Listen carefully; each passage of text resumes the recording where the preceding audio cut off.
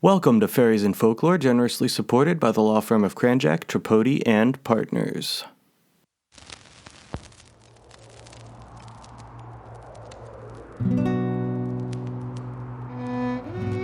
It is common knowledge that fairies are greatly attracted by the beauty of mortal women. Perhaps I should say it used to be common knowledge. Knowledge of the little folk has dwindled in recent times. Now it seems they are all but forgotten. Be that as it may, many a merry maiden has found herself, on a moonlit night, suddenly spirited away to the fairy palace where King Oberon reigns, knowing not how she arrived. All she remembers is the sweet sound of the fairy music, its soft tones weaving a spell that leaves her entranced forevermore, forgetful of her past life above ground.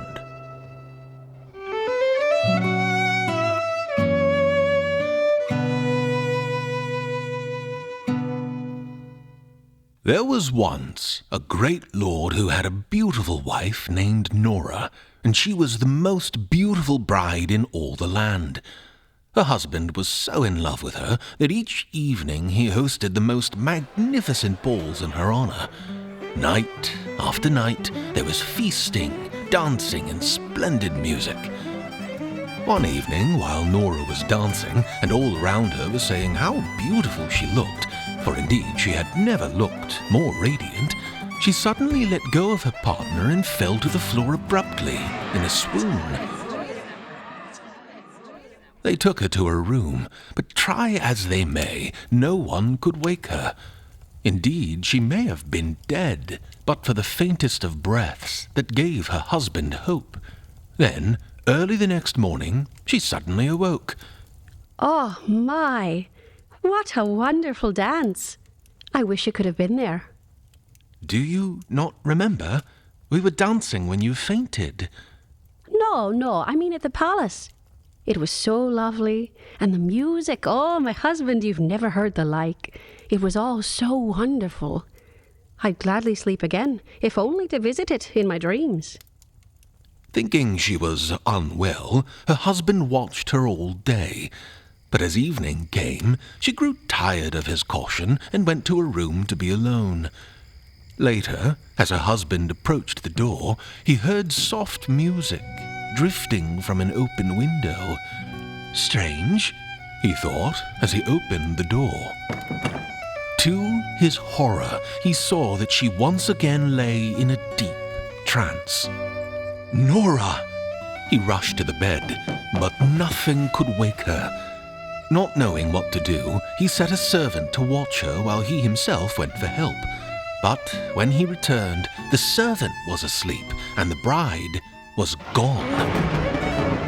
He sent messengers in all directions, but no one had seen her. In desperation, he went on his swiftest steed to seek the advice of King Oberon, for he was a broken man and hoped the fairy king would help him. For he and Oberon were friends. In those days, men would still honor the fairy king by leaving him gifts. As he approached the hill under which the fairy palace was known to lie, he heard voices high above him. Knowing them to be fairies, he was about to speak to them when he heard something that made his blood run cold. The king is right glad now, true enough. The beautiful bride is his at last. Nevermore shall she see her husband's face. Traitor, thought the young man angrily. Yet no fairy, man, or beast shall come between me and my love.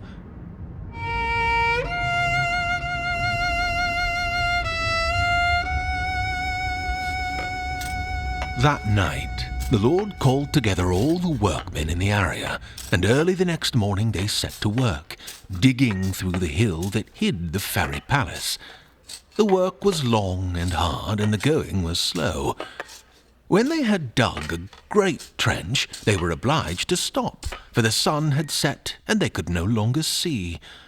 Exhausted, the men went home to rest.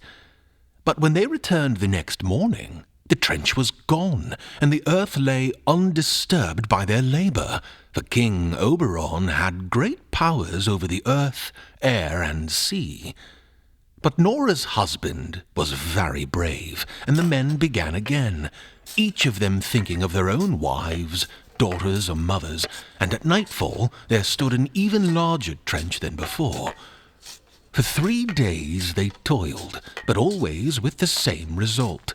The earth remained untouched when they returned every morning. Not one shovel of earth lay overturned. The young lord was beside himself with rage and grief. He sent the men home so that he could be alone with his tears. Suddenly, while he was weeping, he heard a voice like a whisper from the wind, and it said, "Sprinkle the earth that you dig up with salt, and the Fairy King will not be able to intervene." Overcome with joy, the Lord sent word high and low to collect salt from all the people, and the workers dug again with renewed strength. In the evening, salt was strewn over their work, and they went home. Early the next morning, a crowd gathered, and a great cheer went up when it was seen that their work was preserved.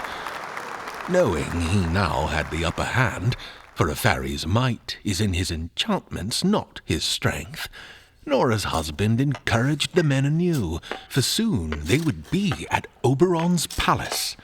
Indeed, as the sun lowered in the sky, the workers began to hear muted strains of the fairy music, and not long after that, urgent conversation.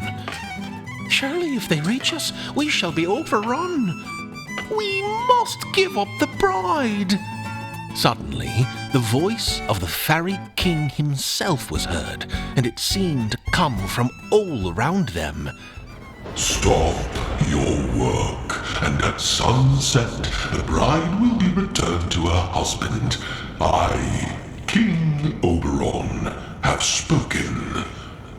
Picks, spades, and shovels were laid aside as the Lord agreed to the terms. "Then the matter is ended. Only you must swear to take no further actions against us in this, for we are now in your power."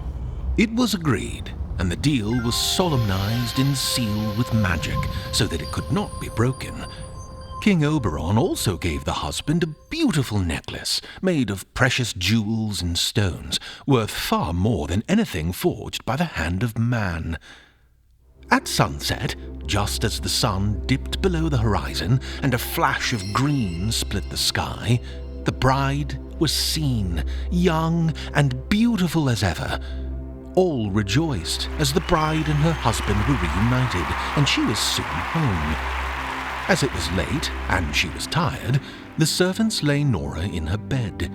She closed her eyes and slept, and did not stir all the next day, and then the next. Day after day passed in this way. Still she neither opened her eyes nor spoke a single word. She was like a statue, beautiful and cold.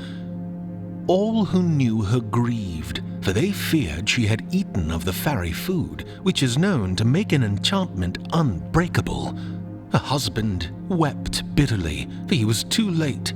He had saved her body, but his wife's precious spirit was gone.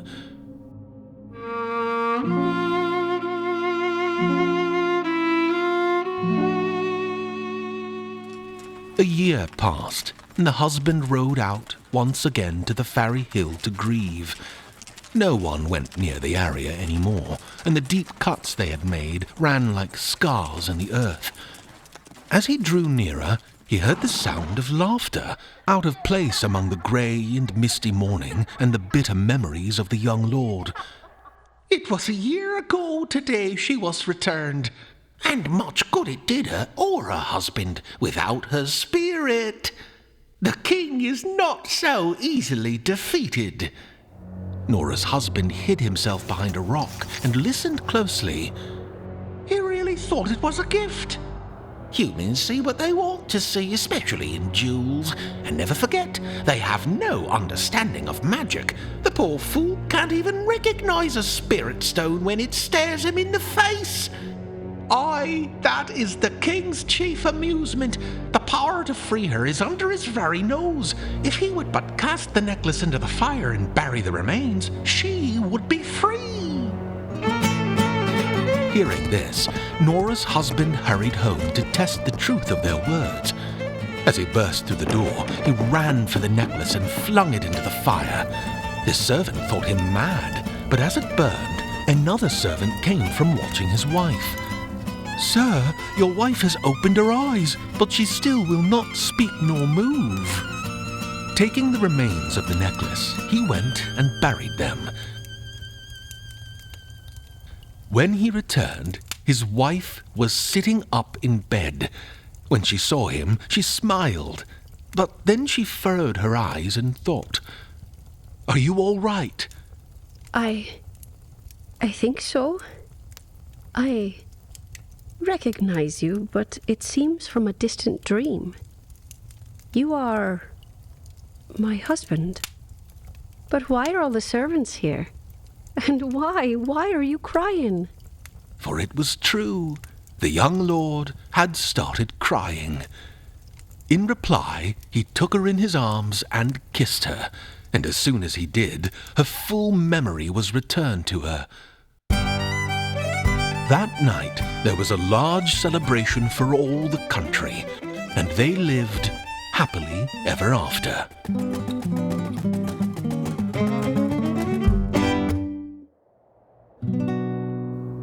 There is only one thing left to add, and that is this. It is not altogether true what one fairy said, that humans know nothing of magic. Who among us has not heard the beautiful strains of a melody and been transported to a distant memory? Who has not gazed on a sunset and wondered at some time or another if there was a master artist? These things whisper to us about a reality greater than our own, and are given to us that we may search until we find it. The end.